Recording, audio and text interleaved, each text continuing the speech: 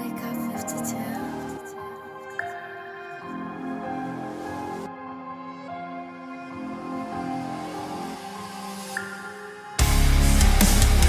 Les temps qu'avancent, les prières reculent.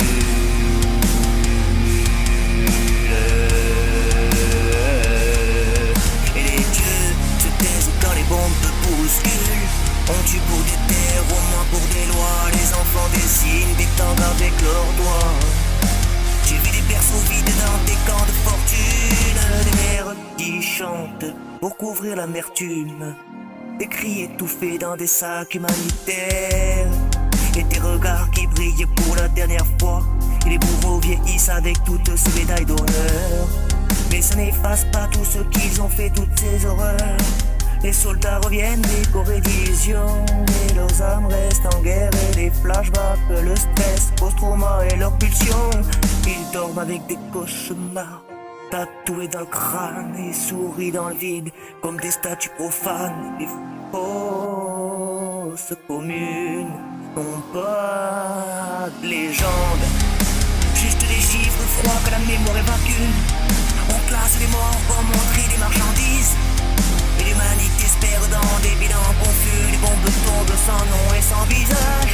Et chaque impact efface un village. Des sourires, des vivants et des pleurs. Et les sourires sont dans les silences, deviennent des cris intérieurs. Les corps s'empilent sous des bâches anonymes. Pendant que les chefs signent des pactes infâmes.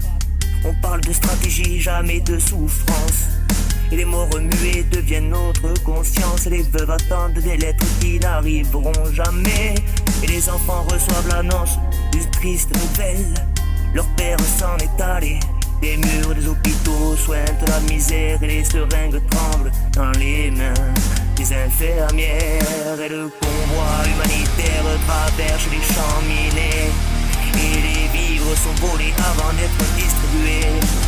Pendant que le gouvernement font semblant d'ignorer les génocides, écrivent en bas de page, des fois on cache tout simplement ce putain de carnage. On parle de diplomatie, jamais de vérité et les gousses.